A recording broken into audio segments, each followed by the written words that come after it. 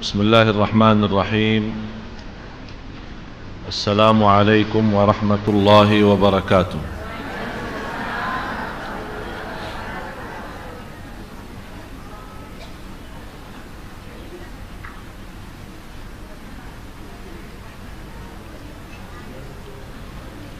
الحمد لله رب العالمين، وأشهد أن لا إله إلا الله وحده لا شريك له ولي الصالحين، وأشهد أن سيدنا ونبينا محمدا عبد الله ورسوله الصادق الأمين.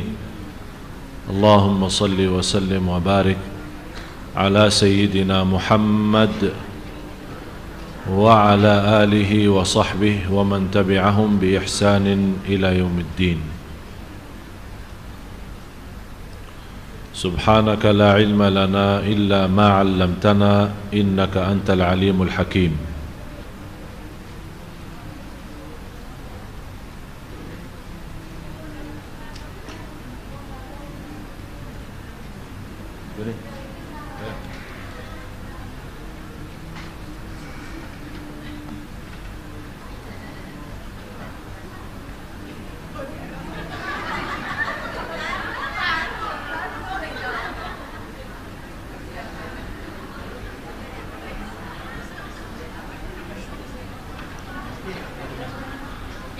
Isi yang banyak. Jangan lupa nawaitu, Bu. Nawaitu. Bersedekah nawaitu, yang minta jodoh, yang minta keturunan, yang minta kebahagiaan, yang minta sembuh, yang minta amal diterima, yang minta haji lagi, yang minta umrah. Nawaitu. Masya Allah, ibu-ibu suka bersedekah terus, tapi kadang-kadang lupa nawaitu. Innamal a'malu binniyat. Alhamdulillah, atas izin Allah subhanahu wa ta'ala, kita sama-sama jumpa lagi. Dari subuh belum istirahat sedikit pun, masih capek. Tapi udah Sunda Kelapa ini kita tidak bisa tolak.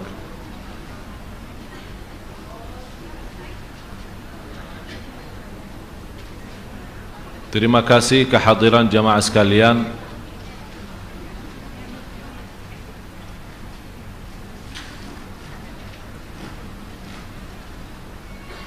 Ini apa ini? Sini satu nih.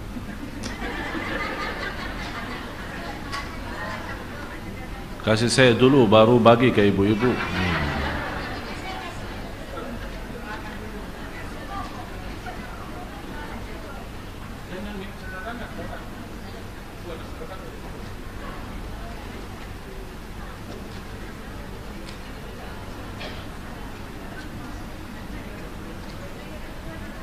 Minumannya aja.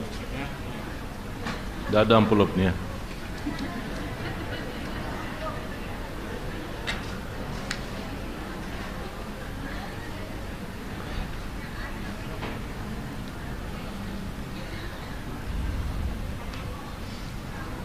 Bapak-bapak, ibu-ibu yang sama-sama dimuliakan dan diberkahi Allah subhanahu wa ta'ala. Tema malam ini sangat penting untuk kita semua.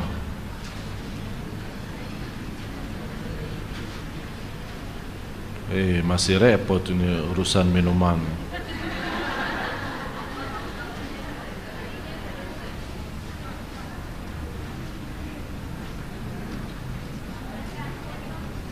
Saya isi malam Jumat sibuk makanan, isi malam i'tikaf sibuk minuman. Aduh. Terus kapan saya isi? Ini disuruh sampai jam 11 loh.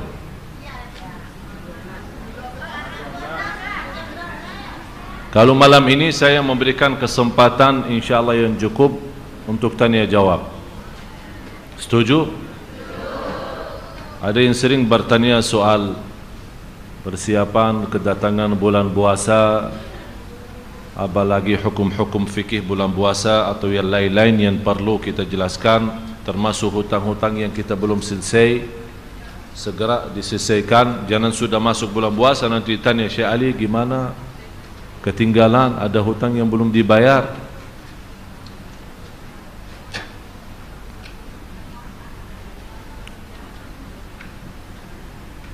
Sebagaimana saya janjikan kemarin, bahasan saya tentang ayat ini. A'udzu billahi minasyaitonir rajim. Kalla innahum 'an rabbihim yawma idzil lamahjubun. Yang artinya, Ustaz Farouk dibacakan artinya.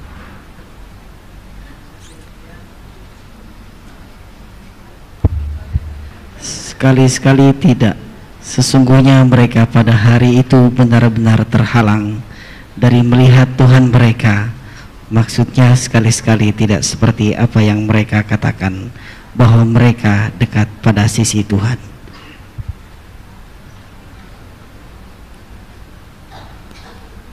Bisa selanjutnya satu ayat tambahan. Kemudian sesungguhnya mereka benar-benar masuk neraka.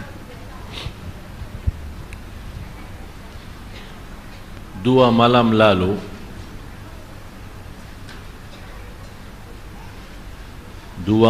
lalu saya lagi baca juz 30 untuk khatam Al-Quran. Tapi mohon maaf Bapak Ibu, sampai sekarang saya belum khatam. Padahal dua malam lalu sudah sampai juz 30. Alhamdulillah, setiap 3 hari Allah kasih kemudahan khatam Al-Quran.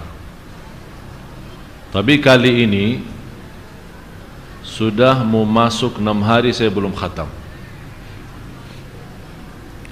Apa sebabnya saya tidak khatam? Kenapa tidak seperti biasa? Yang membuat saya berhenti ayat ini. Dan sampai sekarang saya belum tahu apakah saya masih bisa lanjut atau tidak. Kita sama-sama baca ayatnya, tapi saya mohon menhadirkan fikirannya, menhadirkan qalbunya, dan bisa menhayati maknanya. Tidak apa-apa, tetap artinya ada, biar ibu-ibu, bapak-bapak bisa menhayati artinya. Dalam 2 ayat itu 15 dan 16 surah 83. Kalla innahum 'an rabbihim yawma idzil lamahjubun thumma innahum lasalul jahim. Dan artinya, Ustaz? Sekali-kali tidak. Sesungguhnya mereka pada hari itu benar-benar terhalang dari melihat Tuhan mereka. Terhalang dari lihat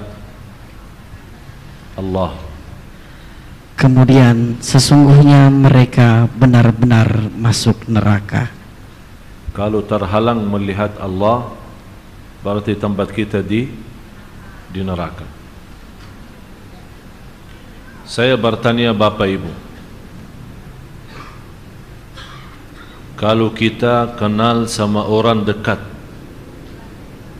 dan kita benar-benar sayang sama dia dan dia sayang sama kita, tiba-tiba saat kita ingin bertemu, berjumpa dengan beliau, ternyata asistennya tidak mengizinkan, dihalangi, tidak diberikan kesempatan. Malah begitu kita ketemu beliau, datang salaman, malah dia berpaling.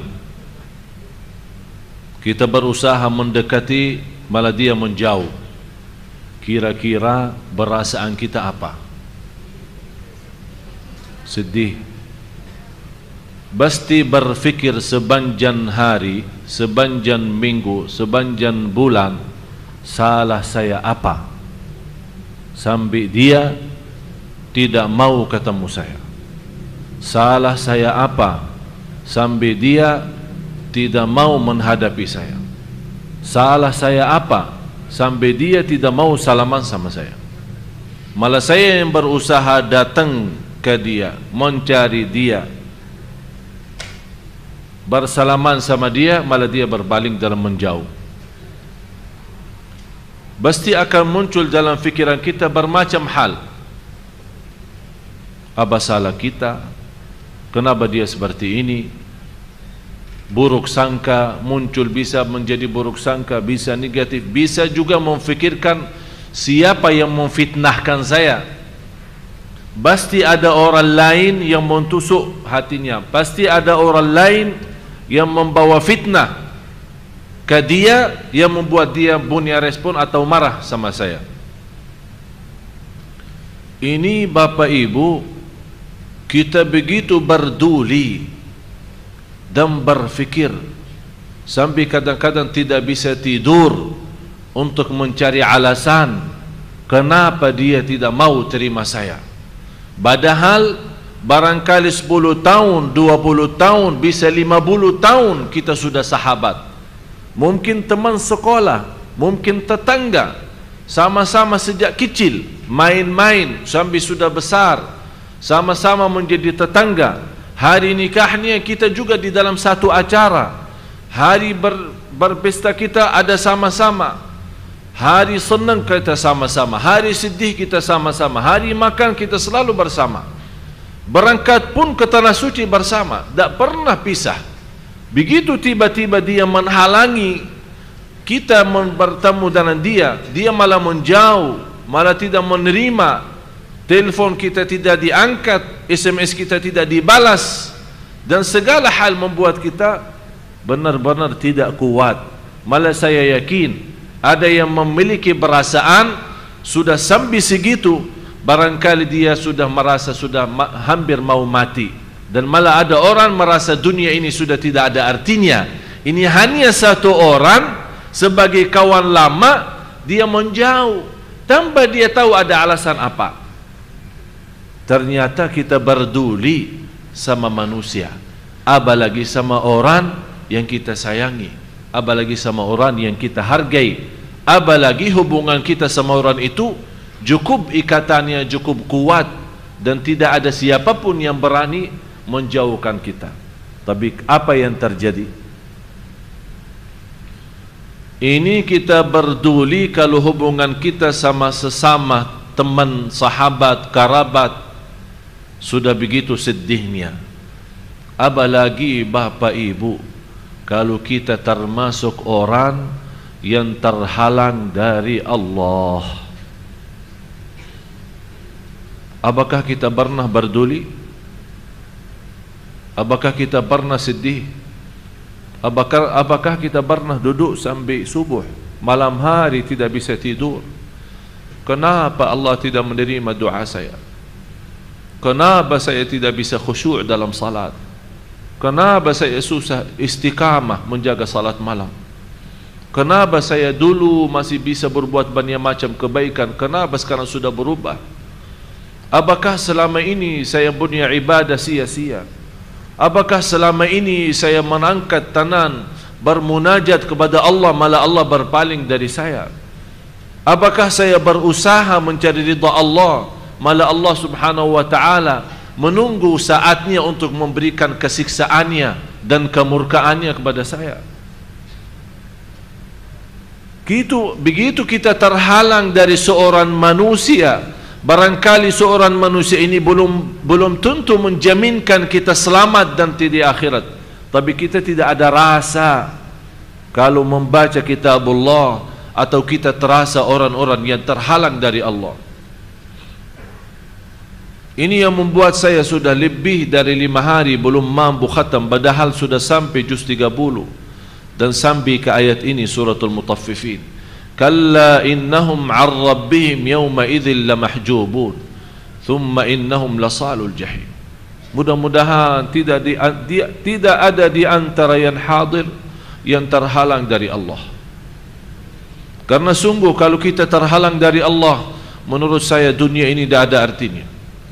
segala harta tak ada artinya, segala kemuliaan tak ada artinya, walaupun semua manusia memberikan perhatian sepenuhnya, membantu sepenuhnya, berjuang untuk kita sepenuhnya, tapi Allah tidak peduli dengan kita, ya Allah, rugi, celaka. Ini yang harusnya membuat kita susah tidur. Bukan karena bangkrut saham, bukan karena rugi hutangnya, bukan karena orang yang kita berikan pinjaman dia tidak mau kembalikan, membuat kita sakit kepala dan berusaha setiap hari melaporkan. Siapa yang melaporkan kita kalau Allah menghalangi dari kita? Siapa yang mau urus kita kalau Allah sudah tidak mau urus kita? Man wajadallaha famadha faqad. Barang siapa yang memiliki Allah, apapun yang terhilang dari dirinya, biarin. Segala sesuatu kalau yang terhilang dari diri kita, selama masih Allah bersama kita, itulah yang membuat kita bahagia. Tapi kalau kita memiliki dunia dan segala isinya, tapi tidak memiliki Allah, tidak ada artinya dunia dan segala isinya. Jamaah sekalian, kita berbicara dengan Tuhan kita Allah yang maha adil, yang maha kasih sayang, yang maha rahman, yang maha rahim. Sampai Rasulullah SAW pernah melihat seorang ibu nangis karena kehilangan anaknya. Dia cari anaknya kanan kiri, tiba-tiba bertemu dengan jumpa anaknya itu. Dia membawa anaknya dan peluk anaknya dengan senang hati sampai nangis. Rasulullah ikut nangis melihat keadaan ibu yang cukup lama kehilangan anaknya. Dia langsung Rasulullah memberikan gambaran yang dilihat oleh sahabat Rasulullah. Wahai sahabatku, coba lihat ibu ini, bagaimana keadaannya sama anak itu, sama anaknya sendiri. Seandainya ditawarkan dia membuang anaknya di dalam neraka, apakah dia bersedia dan ikhlas? Kata sahabat, dia tidak akan mungkin. Lebih baik dia membuang diri dalam neraka daripada membuang anaknya. Segitu karena sayangnya sama anaknya. Kalau masih ibu bapa ingat cerita Ashabul Ukhdud yang terbawa ceritanya di surat Al-Buruj, was-sama'i dhatil buruj wal yawmil maw'ud wa syahidin wa mashhud qutila ashabul ukhdud. Seorang yang mengajak manusia untuk berkufur kepada Allah, tapi tetap mereka bertahankan agamanya, sambil membuat sebuah lubang yang besar yang dinyalakan dalamnya dengan api yang cukup besar, dan membuang semua orang yang tidak mau berkufur kepada Allah dibuang dalam lubang itu yang sudah terisi dengan kayu yang terbakar. Sambil ada seorang ibu bawa anak, masih digendong anaknya, masih kecil, baru berapa bulan umurnya. Allah tunjukkan kekuasaannya kepada ibu yang masih ada ragu-ragu. Begitu dia mau buang diri, disuruh, kalau kamu tidak mau berkufur kepada Allah akan terbuang di situ. Karena dia melihat anaknya yang masih baru berapa bulan, mulai ada keraguan. Dia takut. Bukan dia takut dirinya tidak selamat, tapi anaknya bagaimana? Apa yang dia buat? Coba bayangkan Bapak Ibu. Dia angkat anaknya ke atas, karena dia berfikir kalau memang sudah mau buang, lebih baik saya duluan terbakar daripada anak. Tapi masih ada ragu-ragu, maju mundur. Allah tunjukkan kekuasaannya. Allah menjadikan anak yang masih kecil, dia berbicara, "Mah, jalanlah kita di atas yang benar." Dengan kata ucapan anak itu, dia baru berani lemparkan diri dalam lubang itu. Tapi coba yang menarik perhatian saya, sikap ibu yang sambil dia menaikkan anaknya, angkat ke atas, biar kalau dia jatuh dia yang kena duluan. apinya daripada anaknya. Itu tanda apa? Segitu sayangnya dan kasihan ibu kepada anak. Luar biasa cintaannya. Walaupun anaknya menyakiti, walaupun anaknya bermacam-macam, tapi begitu ya Allah ikhlasnya seorang ibu kepada anak. Rasulullah menunjukkan gambaran kepada sahabat, hei sahabatku, sudah lihat bagaimana ibu yang cukup lama kehilangan anaknya. Coba lihat apa yang terjadi. Kira-kira kalau dia ditawarkan buang dirinya dalam api, sahabat menjawab, mustahil, tidak mungkin. Tak akan bisa. Ibu habis sudah lama kehilangan anaknya, begitu dia ketemu anaknya, tak mungkin dia bisa buang. Kata Rasulullah, sungguh Allah lebih kasih sayang kepada hamba daripada ibu kepada anak. Coba lihat gambaran yang luar biasa yang diberikan oleh Rasul kepada sahabat. Memang Rasulullah salah satu yang memiliki kehebatan saat berdakwah. Bukan hanya memberikan dakwah dengan bolosnya saja, berbicara tanpa memberikan gambaran yang dilihat oleh mata sendiri. Tapi begitu Rasulullah melihat sesuatu kejadian, Rasul langsung memberikan pelajaran. Karena tersentuh, terharu saat melihat gambaran seperti itu. Mereka melihat Allah juga tidak pernah mau dan Allah tidak hendaki orang-orang masuk neraka, karena Allah lebih sayang kepada hamba daripada ibu kepada anak. Kalau memang ibu sebagai makhluk yang tidak mampu membuang anaknya duluan dalam api, apalagi Allah sayangnya sekali untuk membuang hambanya dalam neraka. Tapi hamba-hamba yang maksa diri, seolah-olah ya Allah, tidak usah capek, saya mau neraka. Itulah hakikatnya. Kalla innahum 'an rabbihim yawma idzin lamahjubun thumma innahum lasalul jahim. Berarti sebabnya mereka dimasukkan dalam neraka karena terhalang dari Allah. Tapi apa yang membuat sebab kita terhalang dari Allah? Ada 10 sebab. Ada 10 sebab yang menghalangi kita ketemu Allah. Ada 10 sebab yang menghalangi kita bisa mendekatkan diri kepada Allah. Ada 10 sebab yang membuat kita berusaha mendekati diri kepada Allah, malah Allah yang maha besar menjauhkan. Disitulah karena gara-gara 10 sebab itu kita tidak bisa menikmati ibadah, tidak bisa menikmati khusyuk, dan tidak bisa menikmati segala aktivitas ibadah kita. Yang pertama, akidah yang rusak.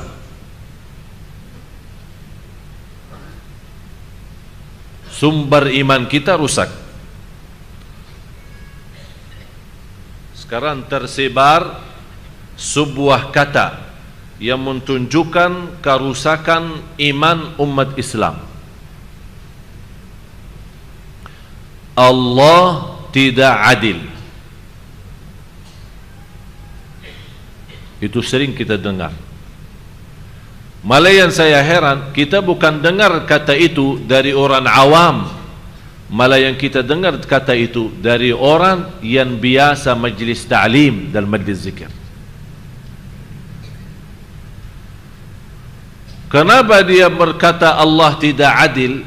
Karena dia saat masih nakal, saat masih dosa dan maksiat, Allah tidak pernah uji dia.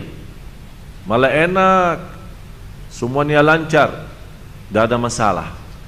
Begitu dia buka halaman baru, taubatan nasuha, berhenti minuman keras, berhenti minuman dan maksiat dan dosa, berhenti kembali kepada Allah, sudah jaga salat malam, sudah jaga baca Quran, puasa Isnin Kamis, rutin majlis ilmu dan majlis zikir, tertumbah banyak cobaan. dari kanan kiri. Mobilnya dicuri, rumahnya terbakar, sakit jantung, uangnya ditipu, usahanya ditipu, bermacam-macam cobaan. Dia sampai dia tidak pernah berfikir dari mana datang itu. Disitulah dia tanpa sadar, tanpa disengaja, tanpa dinawa itu, kenapa Allah sama saya begitu? Ini tanda akidah rusak.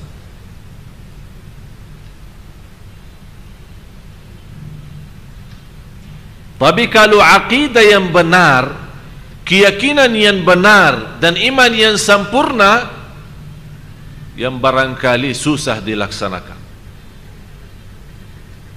adalah bagaimana kita bisa jadi hamba Allah sebagaimana orang mayat yang dibolak-baliknya badannya tapi dia tidak bisa berbuat apa-apa. Bapak Ibu, Bu, pernah lihat ada orang mandikan orang mayat? Pernah. Kira-kira saat dimandikan orang mayat itu, apakah orang mayat itu pernah ngamuk atau marah? Atau orang mayat bilang, Mbak, tolong di bawah masih ada kotoran, bersihin sebelum saya masuk kuburan. Ada begitu? Jadi seolah-olah dia tunjukkan basrah total. Memang tidak bisa apa-apa. Bagaimana kita bisa jadi seperti itu kepada Allah? Jadi seolah-olah kita tunjukkan, ya Allah, mau apa? Saya sami'na wa ata'na. Mau kasih lancar, alhamdulillah. Mau kasih cobaan, saya sabar. Jadi benar-benar kita memiliki iman, apapun yang dari Allah kita selalu terima. Bukan terima ucapan. Ini. Oh, kalau saya punya pisau ini bisa di kalbu ini susah. Kalbu ini yang perlu setiap hari digosok sampai habis. Karena ini akidah yang rusak di dalam, bukan nyata keluar. Itu dalamnya yang kita punya kedalaman rusak. Yang tunjukkan kedalaman rusak gara-gara terhalang kita dari Allah. Coba maaf, kembali ke ayat yang sebelumnya, ayat 14. Coba lihat artinya apa. Baca Ustaz.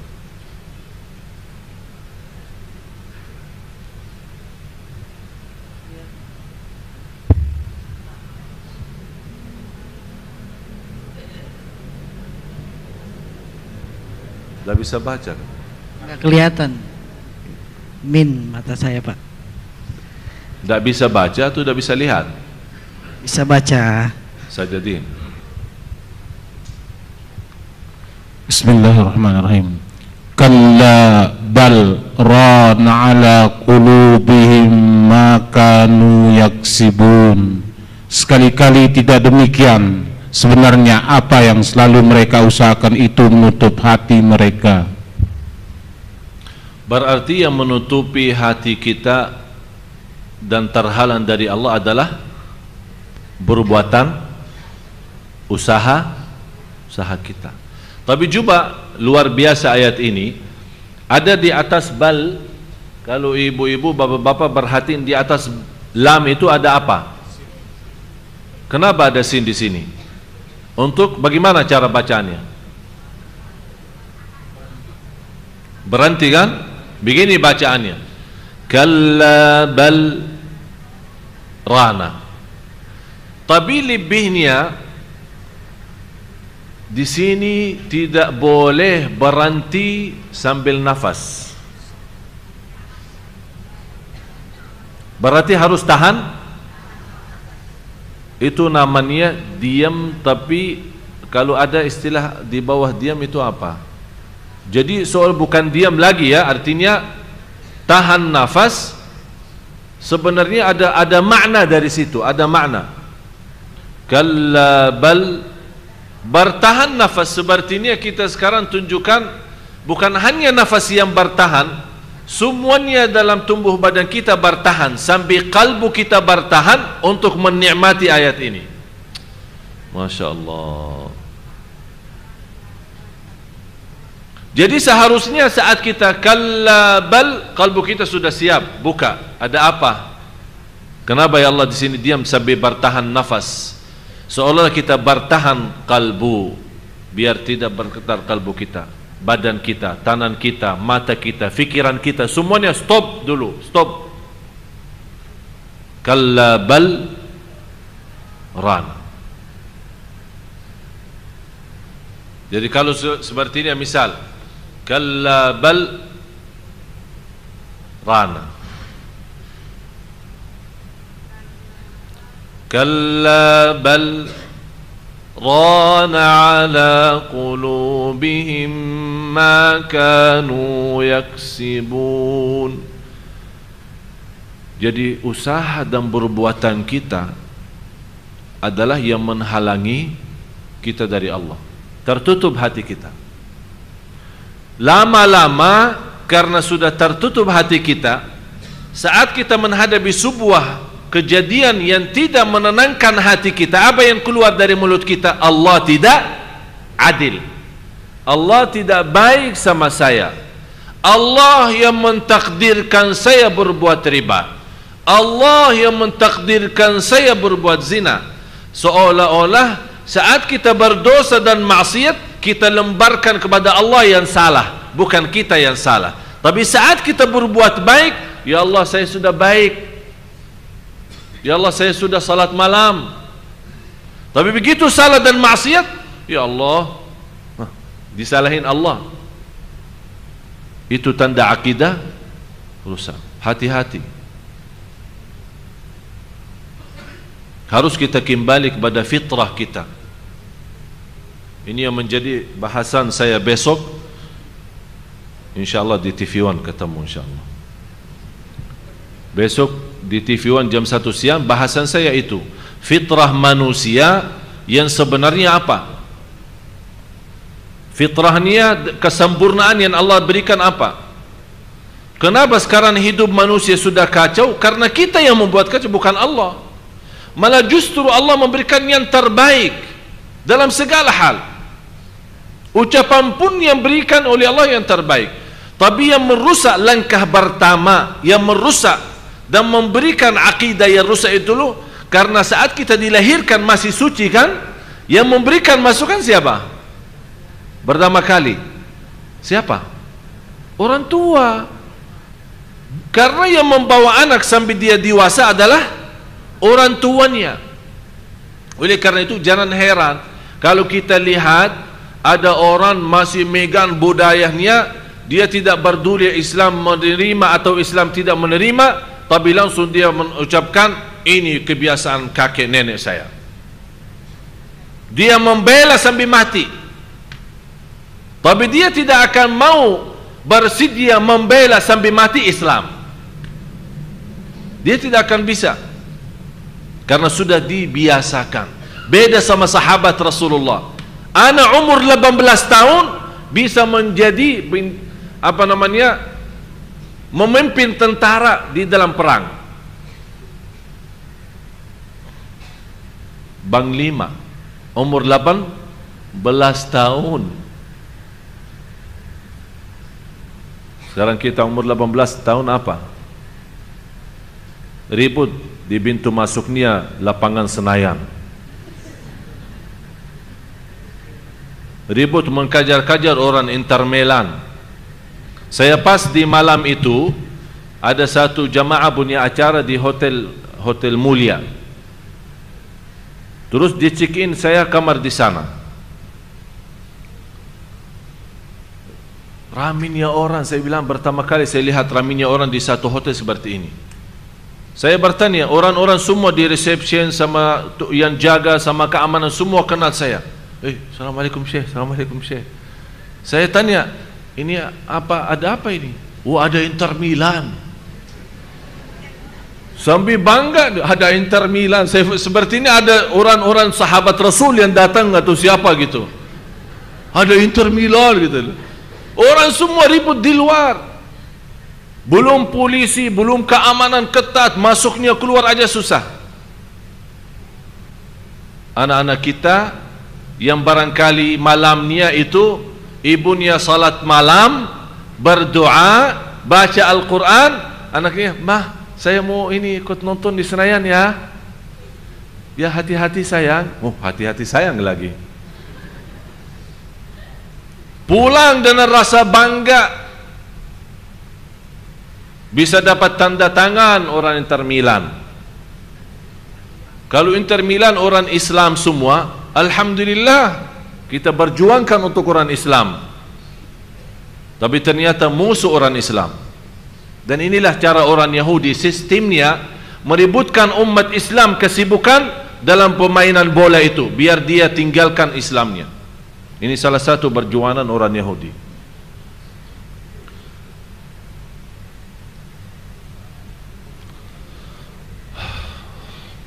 Akidah yang rusak. Yang kedua,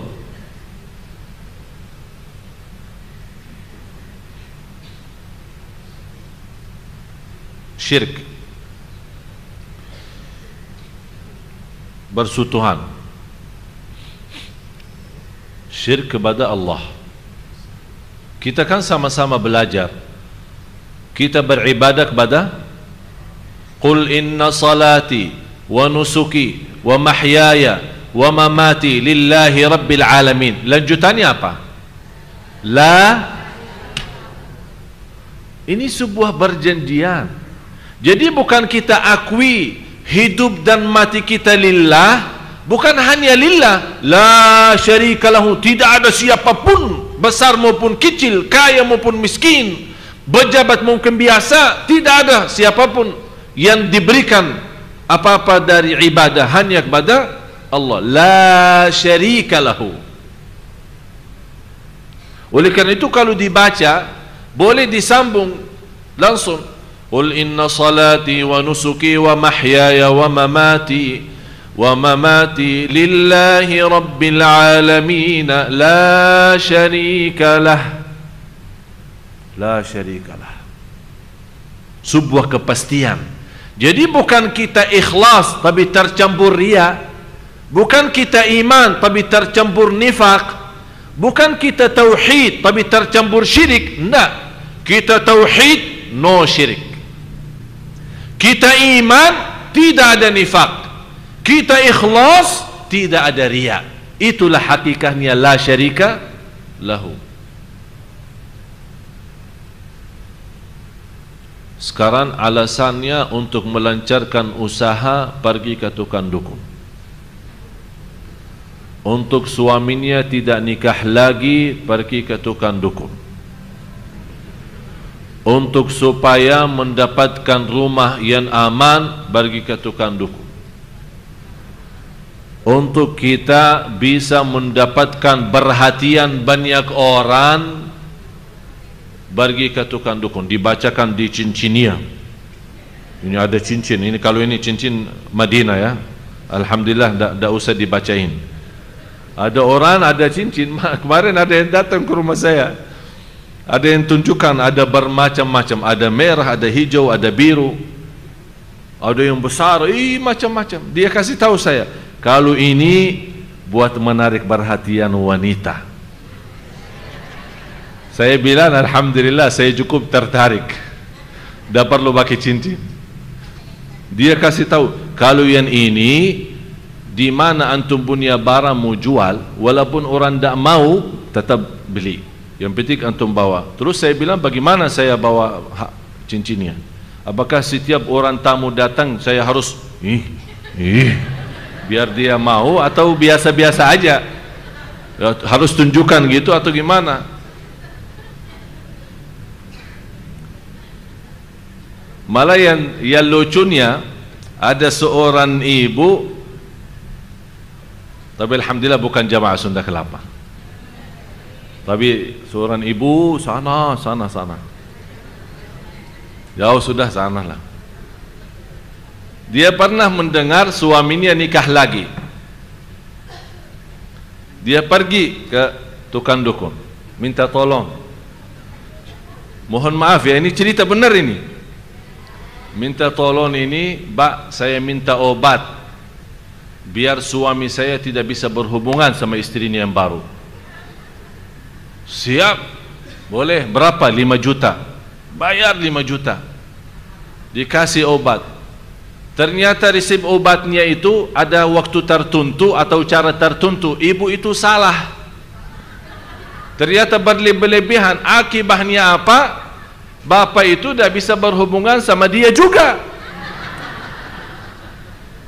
Datang lagi, ini sekarang gimana ini? Saya bilang minta tolong jangan sama yang kedua, jangan sama saya. Ternyata salah. Itulah akibatnya. Kalau kita tawakal kepada selain Allah, Allah akan mengkecewakan kita. Tapi kalau kita menganggap kalau suami kita dapat nikah, kalau kita memang anggap itu sebuah ujian yang menyakiti perasaan, kenapa tidak menadu kepada Allah? Cuba salat malam dan minta, ya Allah, memang saya betul cinta sama suami saya, sudah saya berkorban segalanya untuk suami saya. Ya Allah, balikkan hatinya kepada saya. Kan yang memiliki hati itu adalah Allah. Belum tentu orang walaupun punya istri kedua, yang ketiga, belum tentu bisa hatinya sama mereka. Kalau kita memang benar-benar, kalau kita bisa menadu hanya kepada Allah.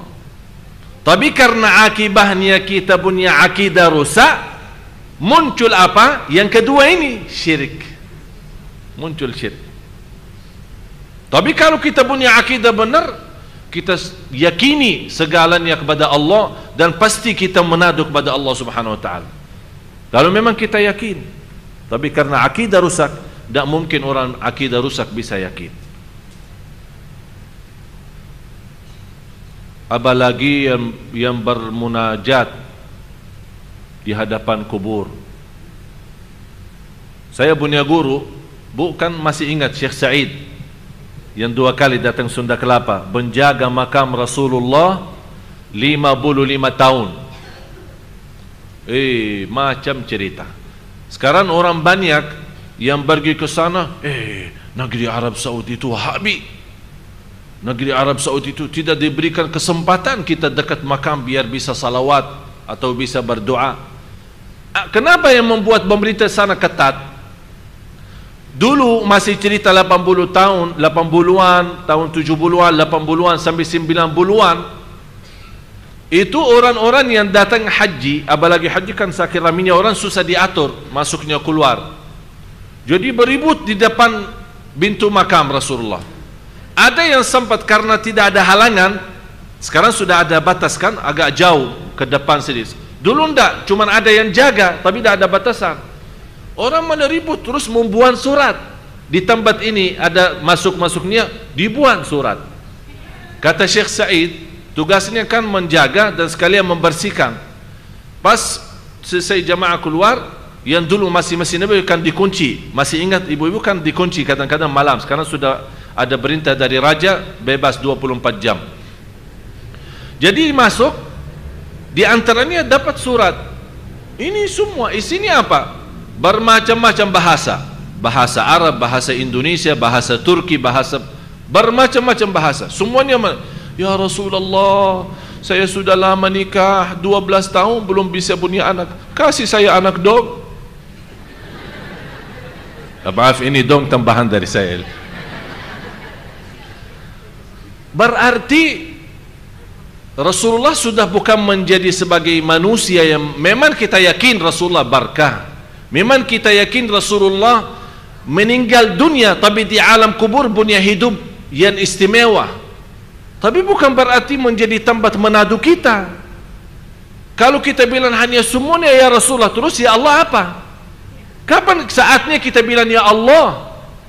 Kalau ada yang pernah berkata, ya Rasulullah, selamatkan aku dari neraka Jahannam. Padahal Rasulullah sendiri berkata sama anaknya Siti Fatimah, wahai anakku yang aku sayangi, ittaqillah, bertakwalah kepada Allah, karena aku tidak akan mampu menjaminkanmu selamat dari neraka Jahannam. Dan kita minta, ya Rasulullah, selamatkan aku dari neraka Jahannam.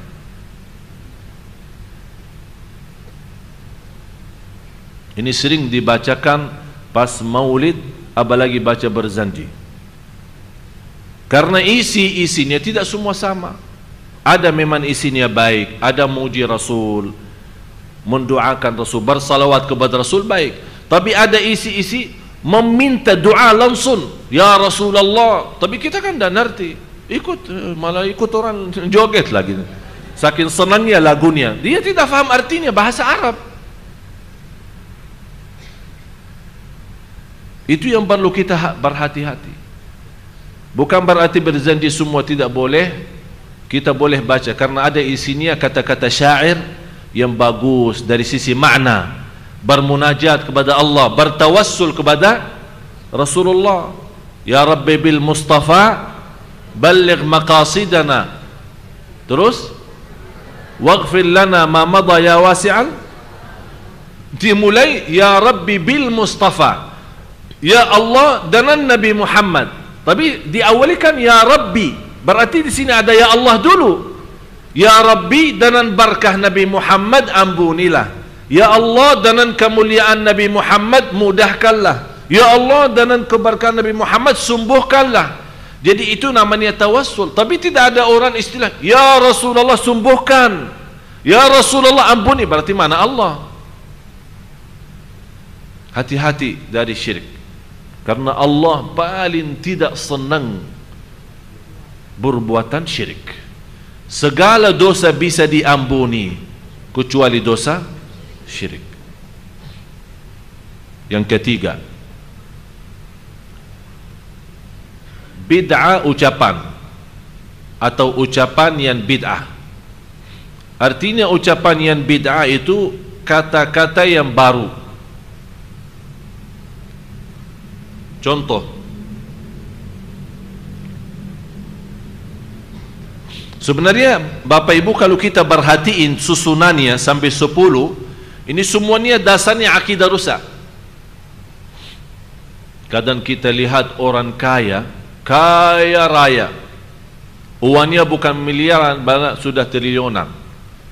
Tapi kita lihat ibadahnya biasa-biasa, puasanya malah jarang, datang ke masjid telat. Ada orang bilang, kaya tapi biasa. Coba kalau Allah jadi saya yang lebih kaya, pasti akan lebih takwa. Itu namanya ucapan bid'ah, ucapan baru. Seolah-olah kita salahkan Allah terhadap membagi rizki. Kenapa ini yang biasa-biasa rizkinya aja sudah luar biasa, kita aja yang luar biasa rizki saya susah-susah. Berarti seolah-olah, mohon maaf Bapak Ibu, berarti ibadah kita selama ini tidak ikhlas. Seolah-olah kita minta balasan. Ya Allah, mana kok sudah lama tak jadi kaya-kaya ini, berhasilnya bisanan kami saya rajin di Sunda Kelapa. Itu jaga ucapan kita. Yang keempat, bid'ah amalan, perbuatan yang menjadi bid'ah.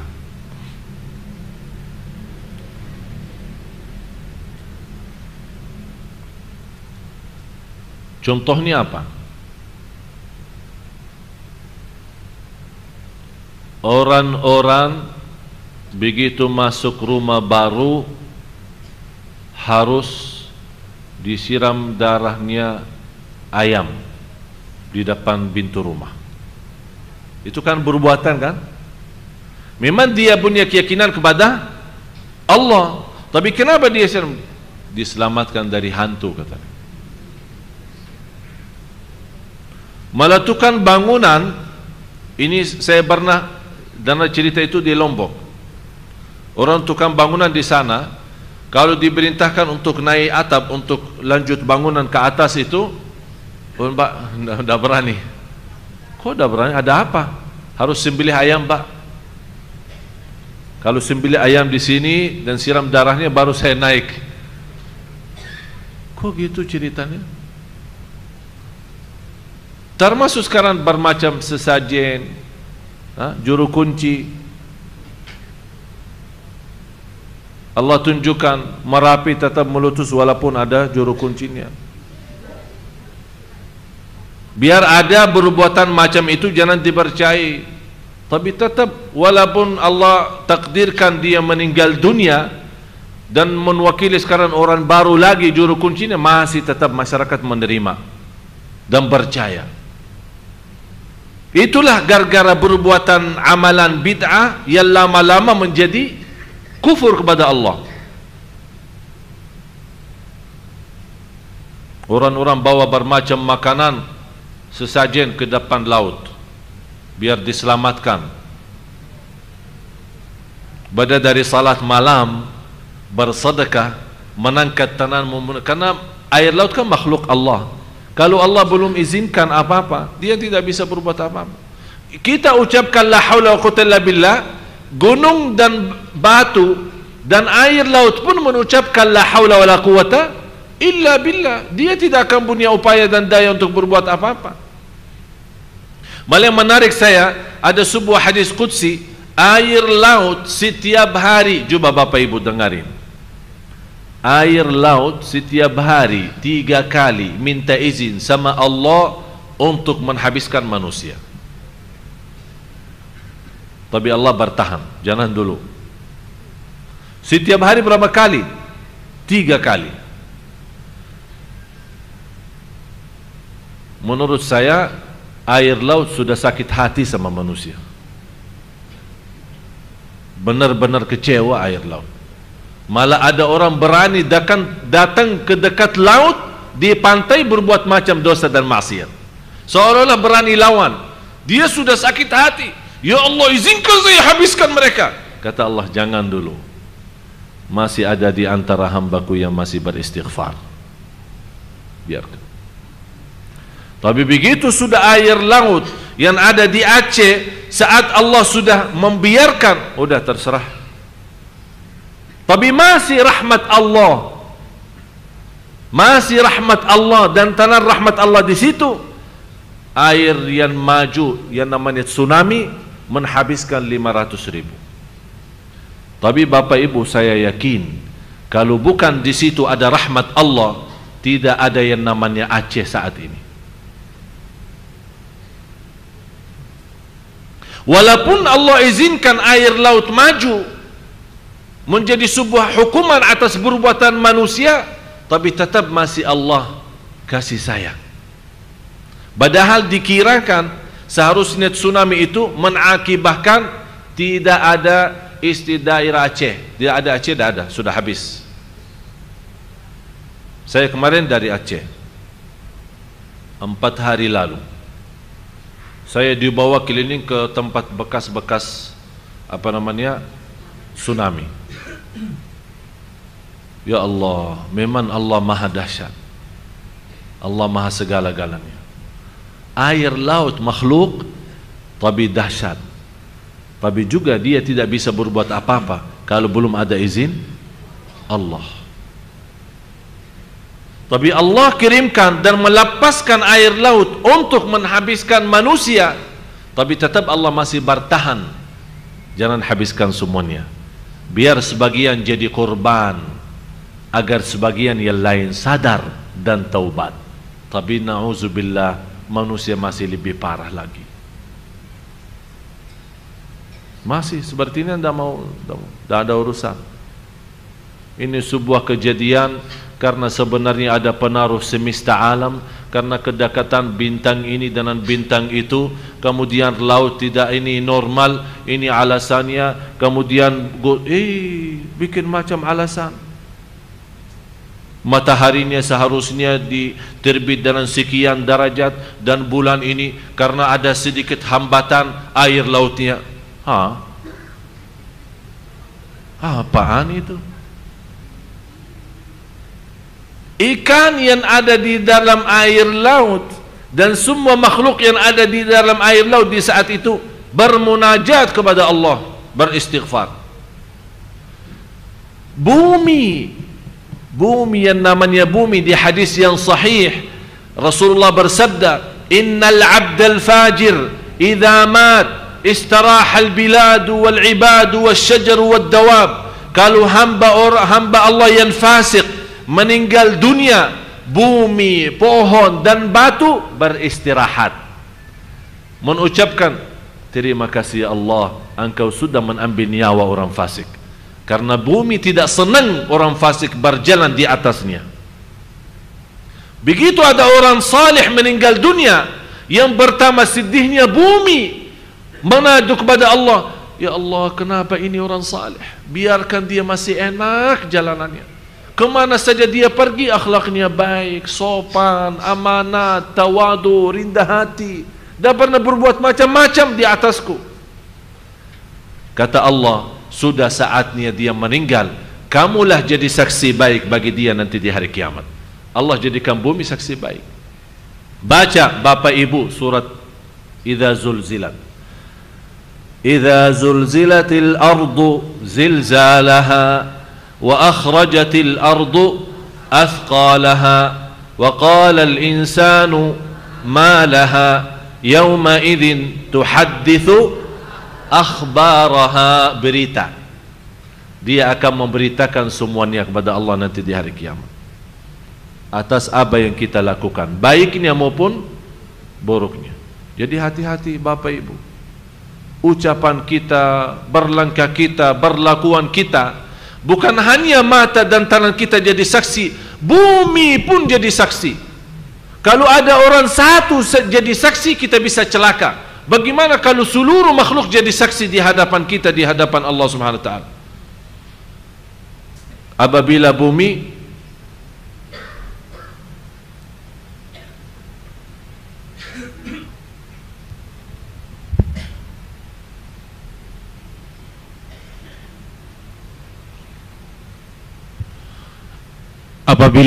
digoncangkan dengan goncangannya yang dahsyat, dan bumi telah mengeluarkan beban-beban berat yang dikandungnya, dan manusia bertanya, mengapa bumi jadi begini? Ini manusia heran, karena dia selama hidup di bumi tidak pernah melihat peristiwa seperti ini.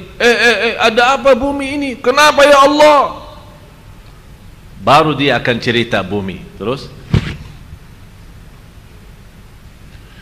karena sesungguhnya Tuhanmu telah memerintahkan. Sebelumnya jangan kubur dong.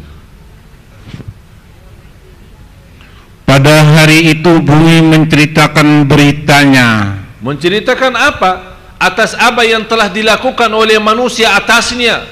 Ya Allah, ini fulan bin fulan di hari tertentu, di jam tertentu, di negeri tertentu, di tempat ini, di saat itu, di siang hari, malam hari, dia berlaku ini semua digambarkan. Langsung manusia heran, ada apa ini sama bumi? Semuanya dia ceritakan. Kita malu sendiri saja, apalagi dicerita lagi sama bumi. Apa jawaban bumi? Terus, karena sesungguhnya Tuhanmu telah memerintahkan yang demikian itu kepadanya. Allah Maha Kuasa. Bumi diperintahkan Allah. Kira-kira siapa makhluk yang hebat yang bisa memerintahkan bumi berbicara? Hanya Allah Subhanahu wa ta'ala. Yang kelima, dosa besar yang tersimpan dalam hati kita. Ini salah satu yang menghalangi kita dari Allah. Apa itu dosa besar yang terhalang kita? Dosa besar yang ada di batin kita. Tahu ibu-ibu, bapak-bapak? Dendam, terus dengki, iri, sombong, dan di antaranya yang terbesar dosa batin adalah sombong. Pertama dosa di langit, dosa sombong. Pertama dosa di bumi, dosa pembunuhan. Pertama dosa di langit, dosa sombong. Siapa yang sombong? Iblis. Saat diperintahkan oleh Allah sujud kepada Nabi Adam, dia jawab apa? Saya lebih baik dari dirinya, dari si Adam ini. Itu tanda itu apa? Sombong. Karena dia sombong, dia tidak mau bersujud dalam perintah Allah. Sekarang kita lihat, mohon maaf Bapak Ibu, banyak orang sombong. Karena sombong, dia tidak mau bersujud karena Allah. Dia tahu salat itu wajib. Dia tahu diancam orang yang tidak salat, diancam masuk neraka. Dia tahu orang yang tidak salat tidak akan selamat. Dia tahu semua, tapi karena sudah dalam batinnya sudah terisi hatinya kesombongan, membuat secara otomatis tidak salat. Bukan dia tidak mau salat, karena sombong yang ada di dalam dirinya. Bagaimana orang sombong mau menjadi rendah? Karena salat ada kerindahan, ruku', apalagi sujud lebih rendah lagi. Ini berarti bertentangan dengan kesombongan. Na'udzubillah. Jadi hati-hati dari dosa batin, dosa besar batin. Sombong, iri, dengki, dendam, yang kita bisa jaga. Artinya Bapak Ibu, ada dosa bisikan. Kadang-kadang mohon maaf, ada sebuah bisikan dalam hati kita, tapi kita sendiri tidak suka. Contoh, ada seorang ibu datang, tiba-tiba begitu kita lihat ibu, muncul perasaan tidak enak. Kenapa dia datang? Padahal kita tidak punya masalah sama dia. Dia baik, kita baik sama dia, dia baik sama kita. Tapi kenapa ada bisikan-bisikan seperti ini? Ini semuanya was-was dari syaitan. Tidak usah diperhatiin, beristighfar saja. Tapi yang menjadi bahaya adalah dosa batin yang kita memberikan perhatian. Sombong ya sengaja sombong, malah bertambah sombong. Itu yang perlu kita jaga, karena dari dosa besar batin menghalangi kita dari Allah. Yang keenam, dosa besar lahir.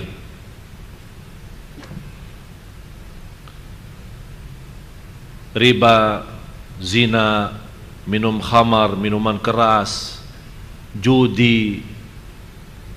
Ini semuanya kan nyata, perbuatan yang nyata tapi dosa besar.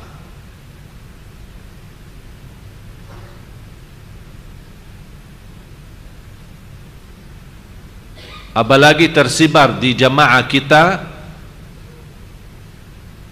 orang mampu datang, orang minta tolong untuk pinjam 10 juta, 100 juta dalam 6 bulan atau 5 bulan atau 3 bulan. Disyaratkan oleh ibu yang mampu ini, boleh saya bantu 100 juta, tapi nanti habis 6 bulan kembaliin 120 ya. Ini 20 itu riba dan dosa besar. Fantas kita kadang-kadang susah khusyuk karena itu riba. Kita terbiasa guna riba. Malah yang saya herankan, saya kenal seorang ibu, tidak usah saya sebut nama, salat malamnya Masya Allah. Malah saya kalah dengan salat malamnya dia. Baca Al-Quran apalagi, puasa Isnin Kamis, sedekahnya Masya Allah. Tapi begitu soal pinjaman, harus ada tambahan. 10 juta kembali 12. Kalau mau, tidak mau sudah cari orang lain, tidak ada urusan. Udah bu, saya mau berangkat haji, boleh bantu? Ya boleh, nanti saya bayarin di travel. Berapa harga haji? 100 juta. Udahlah, nanti bu kembali pulang dari haji 150 ya.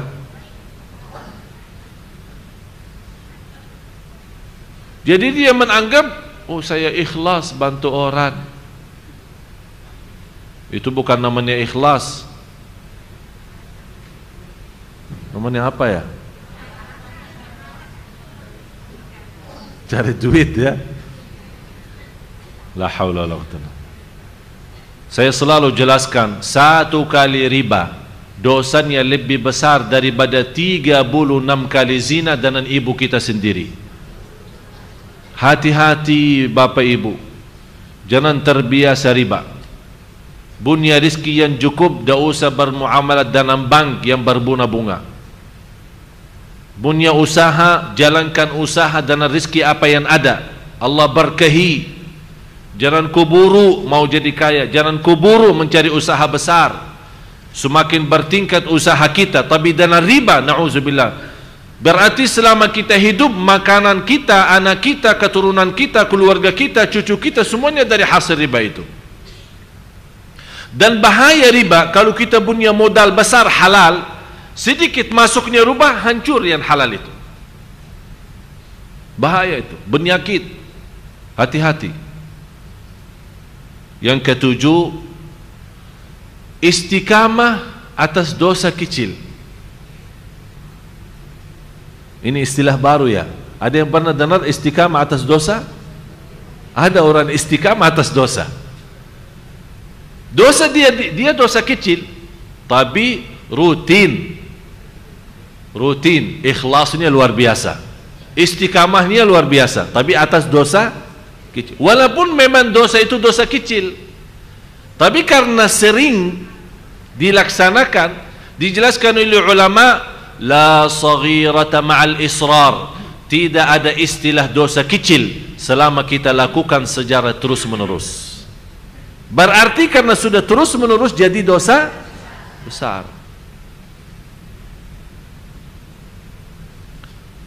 Sekarang saya bertanya Bapak Ibu, rokok dosa enggak? Yang minum rokok angkat tangan. Yang merokok angkat tangan. Mbak Sajadin. Ini satu ini. Ini kita nanti saya susunkan Mbak Aksa yang mungkin jadi sunnah kalam tidak boleh rokok. Tidak usah kita bicara hukumnya haram maupun makruh. Kalau di Indonesia tersebar rokok makruh ya. Saya tidak mau bahas soal fikihnya, haram atau makruh. Saya bahas dosa atau tidak. Kalau ada yang bilang tidak dosa, angkat tangan. Dosa, sepakat? Setuju? Yang bilang rokok itu dosa, angkat tangan. Tidak usah kita bilang haram atau makruh, tidak usah, itu persoalan fikih. Tapi yang bilang dosa itu angkat tangan. Sekarang kita tanya lagi, besar atau kecil?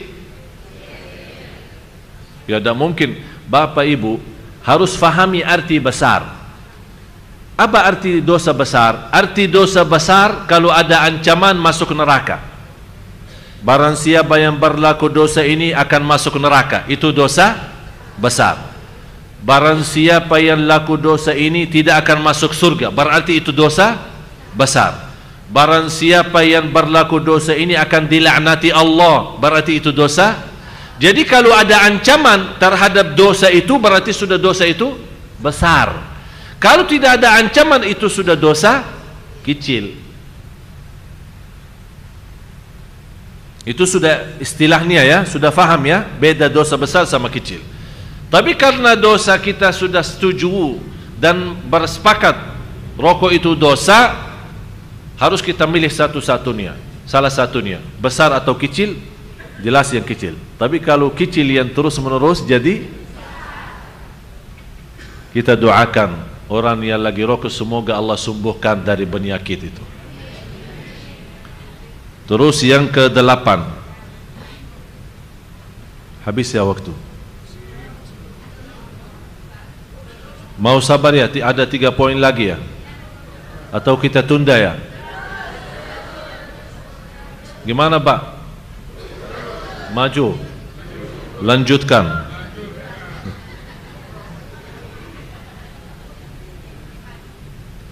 Tolong Bapak Ibu doakan, alhamdulillah atas segala kemudahan dari Allah. Saya yakin ini semuanya doa Bapak Ibu. Saya kemarin dapat penghargaan dari Bapak Presiden menjadi warga negara Indonesia.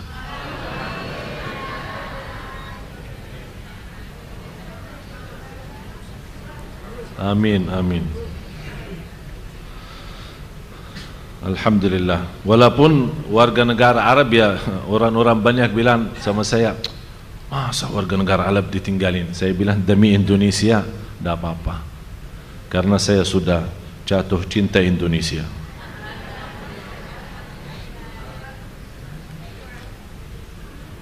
Karena kata beliau, Bapak Presiden, ucapannya dia berkata sama saya, kalau saya tutup mata dan mendengar ceramah, saya tidak nyangka ini orang dari Madinah.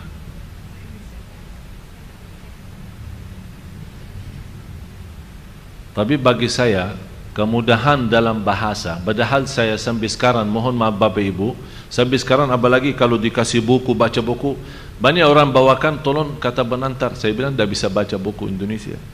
Sampai sekarang belum bisa. Oleh karena itu, mau terbitkan buku, satu buku aja masih berbulan-bulan belum bisa-bisa. Karena harus saya dibantu dengan tim untuk ketik. Masih alhamdulillah mulai sekarang bisa itu balas SMS, balas BBM, apalagi kata-kata cinta sudah hafal lah. Kalau kata-kata cinta sudah bisa. Tapi sama istri lah. Terus yang ke-8, berlebih-lebihan terhadap mubah. Ini yang ke-8. Ini salah satu kebiasaan, berlebih-lebihan terhadap mubah. Apa arti mubah? Sudah punya rumah bagus, masih cari rumah lagi. Buat apa? Banyak duit. Sudah makanan enak, dia mencari makanan yang lebih mahal. Sudah punya mobil yang cukup membawa dia ke sana kemari, rasanya tidak enak kalau tidak ada bermacam banyak mobil. Itu kan namanya mubah. Sebenarnya Bapak Ibu, jangan salah faham. Orang punya rumah mewah bukan haram. Orang punya mobil bagus bukan haram. Yang menjadi bahaya, yang menghalangi kita dari Allah tanpa kita sadar, berlebih-lebihan terhadap kemewahan rumah kita, kebagusan mobil kita, yang menjauhkan kita dari hal-hal yang lebih utama dan lebih baik. Beda sama orang punya mobil bagus, tapi mungkin karena tahunnya sudah 2010, sekarang sudah 2012, dia punya keinginan Allah kasih rezeki banyak. Saya punya 2012 aja. Tapi yang bekasnya bagaimana? Disedekahin. Yang punya mobil lebih boleh kasih saya satu.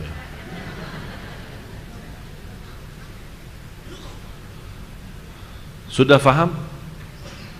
Berpakaian, sudah punya pakaian. Saya selalu bilang sama jemaah, tolong setiap bulan, saya sudah menjadi sebuah kebiasaan sama istri saya. Saya bilang setiap bulan kita periksa lemari sama-sama. Kita periksa, keluarin bajunya semua. Masya Allah bisa isi berapa koper tas. Ini buat siapa? Ini sekampung orang sini atau untuk kamu sendiri? Saya pikir pakaian orang kampung dibawa kemari. Dia bilang ini punya saya sendiri. Udah, kamu milih 10 potongan pakaian saja, lebihnya disedekahin. Kamu milih mana yang kamu suka, mana yang kamu mau. Coba. Udah, dia habis milih 10, saya ambil 3 koper tas. Dengan berat membawanya, saya sedekahin semua. Jadi inilah yang berlebih-lebihan. Mohon maaf, apalagi sebagai wanita kan suka mencari yang baru. Boleh, setiap hari mau baki baru boleh. Yang ini lama sedekahin, jangan simpan. Mau setiap hari belanja, silahkan. Insya Allah nanti saya minta Tanah Abang 24 jam buka, biar ibu-ibu bisa belanja terus. Tapi jangan berlebih-lebihan.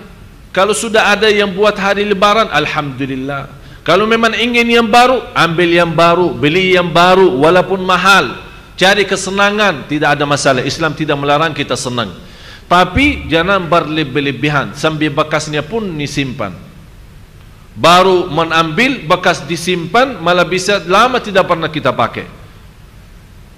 Coba bagaimana kalau kita menjadi seorang yang menutupi auratnya orang lain. Juga bagaimana kelebihan makan kita memberikan menutupi kelaparan orang lain. Masya Allah, kita hidup damai, baru enak hidup kita. Rasulullah bersabda, tidak akan orang imannya seorang iman sempurna kalau dia tidur tetangganya lapar. Coba bayangkan, tidak akan sempurna iman seorang kalau dia tidur malam hari tetangganya lapar. Saya punya ayah, alhamdulillah masih hidup. Beliau punya kebiasaan, setiap ada undangan atau ada kemasukan makanan dari luar dibawa oleh orang atau apa, sebelum diundang anak memakan sama-sama, dia langsung kirimkan anak-anak masing. Kadang-kadang saya, kadang-kadang adik saya, bungkusan-bungkusan.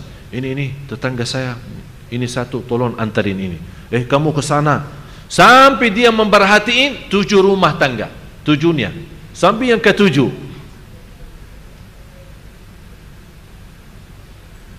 Saya sekarang minta Bapak Ibu jangan sampai yang ke-7, yang paling dekat sajalah, yang samping rumah kita.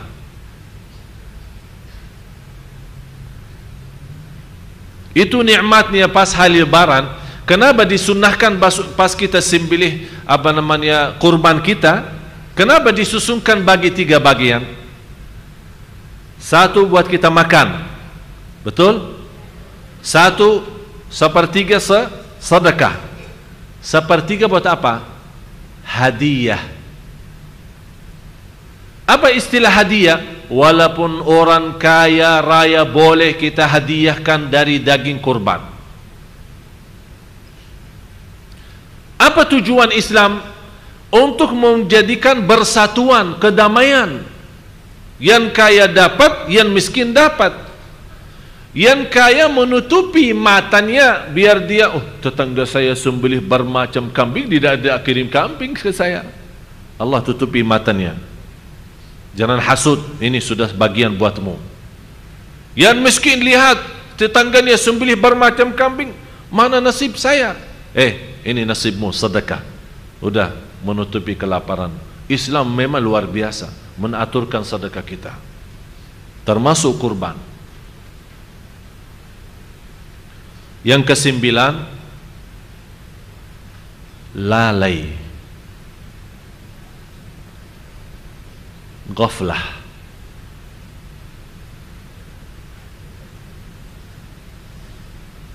Artinya lalai, kita melalaikan kewajiban yang utama.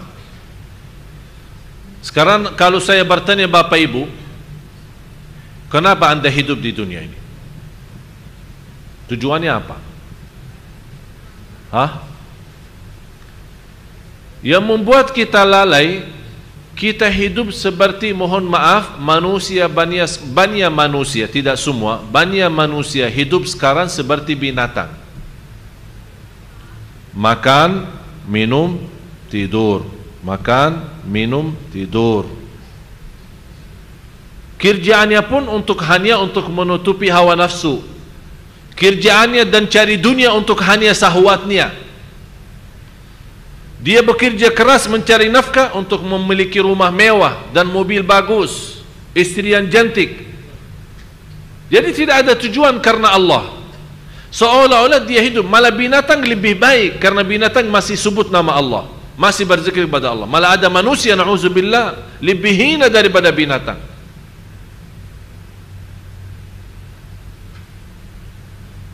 Allah menciptakan malaika dengan cahaya,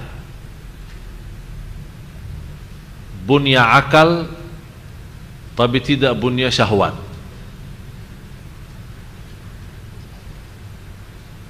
Allah ciptakan jin dan syaitan, bunya syahwat tapi tidak bunya akal. Allah ciptakan manusia di antaranya bunya akal dan syahwat. Sudah faham? Malaika akal tapi tidak ada syahwat. Jadi dia menggunakan fikirannya dan hatinya hanya mendekatkan diri kepada Allah, tidak ada lain. Tidak ada berfikir istirahat, tidak ada berfikir makan, tidak ada berfikir minum, tidak ada berfikir tidur. Itu semuanya istilah syahwat. Beda sama binatang. Bunya syahwat tapi tidak bunya akal. Tapi manusia Allah kasih dua-duanya, akal dan syahwat. Kenapa Allah kasih dua-duanya? Allah memberikan beringatan dan belajaran. Anda mau jadi seperti malaikat, gunakan fikiran untuk mendekatkan diri kepada Allah. Anda mau gunakan syahwat, jadilah seperti binatang. Tinggal Bapak Ibu milih. Kita ikut mana? Ikut kesadaran kita, hati nurani kita, mencari ridha Allah agar Allah menjadikan kita lebih baik. Kalau tidak seperti malaikat akan menjadi lebih baik. Atau kita ikuti hawa nafsu kita, akan Allah jadikan lebih hina daripada binatang. Jadi jangan lalai dari tujuan kita hidup. Tujuan kita apa? Satu, mencari ridha Allah. Dengar hadis yang qudsi, wahai anak Adam, aku menciptakanmu untuk beribadah kepadaku, jangan main-main. Wahai anak Adam, aku menjaminkan rizkimu, jangan capek. Itu dua hal ini jangan kita lalaikan. Ibadah hanya kepada Allah, dan rizki jangan capek, karena Allah sudah tentukan rizki kita. Yang terakhir, yang ke-10, bersibuk dalam hal-hal kecil di dalam agama dan melupakan hal yang lebih utama. Bersibuk dalam hal-hal kecil dalam agama dan melupakan yang lebih utama. Sekarang orang beribut, qunut boleh tidak? Sekarang orang ribut, zikir jama'i boleh tidak? Sekarang orang sibuk bagaimana bersoalan gerakan jari saat tahiyat. Apakah diputar, apakah digerakkan atas bawah, atau didiamkan? Apakah ini salat kita sah begini atau begitu?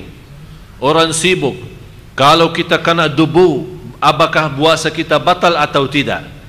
Saat kita lagi berjalanan, tidak sengaja tersentuh dengan wanita, apakah wudhu saya batal tidak? Jadi kesibukan kita di hal-hal kecil, dan kita lupa yang lebih utama. Lupa penerbangan kita untuk Islam, lupa perjuangan kita untuk Islam, lupa kedamaian, lupa kesejahteraan, lupa bersatuan. Itu semua kita lupa. Jadi harus Bapak Ibu mempelajari agama dan bisa memiliki pemahaman, membedakan mana yang utama, mana yang lebih utama. Kalau dalam bahasa fikih namanya fiqhul awlawiyat. Fiqhul al-awlawiyat artinya apa? Fikih utama dan lebih utama. Dari pemahaman ilmu kita, kita bisa membedakan, ya memang ini bagus, ini utama, tapi maaf, ada yang lebih penting lagi, ada yang lebih utama lagi. Contohnya, sebagaimana saya sering cerita, ada dua orang datang ke rumah saya akhiri cerita ini. Ada dua orang datang ke rumah saya, ribut bersoalan tarawih 11 atau 23. Satu pengurus, satu wakilnya. Ini bukan di Sunda Kelapa ya, di luar ini. Datang ribut di depan saya. Yang satu tentukan 11.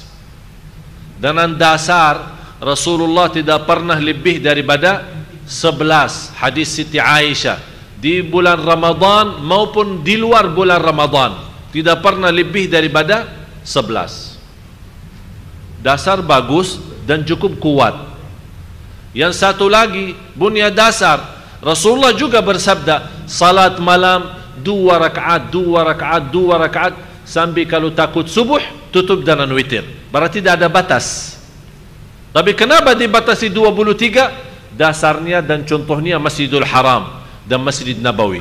Mereka di sana salat 23. Masa selama ini mereka yang sebagai ulama besar yang memahami agama lebih daripada kita, masa tidak memiliki dasar yang kuat?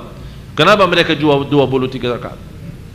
Jadi ribut di depan saya. Enggak, saya tentukan 11. Enggak, 23. Ribut sampai tarik-tarik. Saya bilang, datang bertanya, minta jawab atau mau ribut? Kalau mau ribut, pulang aja lah. Tidak usah ribut di depan saya. Kalau mau jawabannya, duduk dulu. Enggak, kita mau cari jawabannya, silahkan duduk. Saya akan kasih jawaban. Berdua tenang saja. Habis mereka tenang, saya bilang begini, begitu selesai salat Isya, Bapa berdiri dan berikan pengumuman kepada jamaah, mohon maaf, tidak ada salat tarawih, kami tutup masjid. Itu jawaban saya. Kenapa? Karena di sini memang tarawih utama, tapi yang lebih utama adalah persatuan. Yang lebih utama adalah kedamaian. Ternyata sunnah tarawih menakibah fitnah, beributan, berbacahan, dah usah tarawih, udah masing-masing di rumah, selesai masalah. Itu namanya fikhu utama dan yang lebih utama. Harus kita fahami seperti itu. Jangan kita ribut satu persoalan. Memang persoalan itu memang pemahaman kita itu utama dan penting, tapi ternyata ada juga yang lebih penting dan lebih utama. Semoga apa yang saya sampaikan bermanfaat. Semoga ilmu yang kita sama-sama belajari hari ini bisa memberikan banyak wawasan, bisa memberikan ilmu bermanfaat yang insya Allah kita sama-sama amalkan.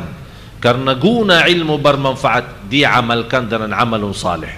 Semoga semua yang hadir diberkahi Allah, diampuni segala dosanya, dinaikkan darajatnya, diberikan rizki yang halal yang berkah, dipanjangkan umurnya, disihatkan badannya, diberikan rumah tangga sakinah mawaddah rahmah, dibuka oleh Allah hati suaminya, dibuka oleh Allah hati istrinya, disatukan dalam berdua-duanya dalam kebahagiaan dan keselamatan.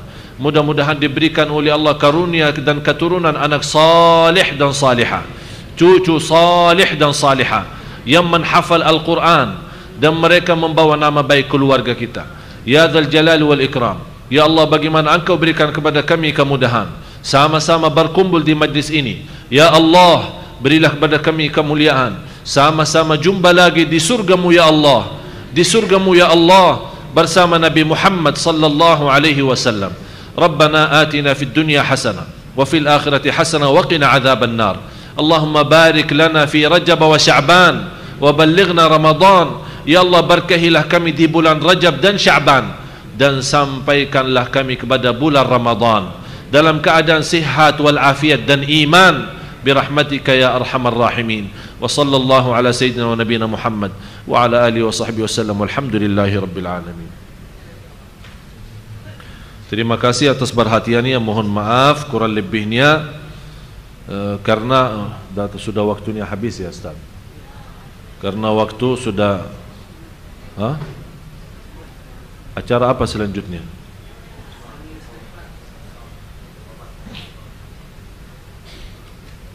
Jadi izinkan tanya jawab. InsyaAllah lain waktu. Kalau saya siap aja, tapi Ustaz bilang sudah stop. Udah sami'na. Sami'na. Kok ibu-ibu dah ikhlas kayaknya. InsyaAllah, terima kasih. Semoga insyaAllah saya yakin malam ini kita banyak sudah belajar. Mudah-mudahan 10 poin ini yang kita sama-sama baru belajari bisa betul-betul ibu-ibu beraktik dan bisa memberikan perhatian sepenuhnya, agar insyaAllah ke depan kita mendapatkan perhatian sepenuhnya juga dari Allah subhanahu wa ta'ala.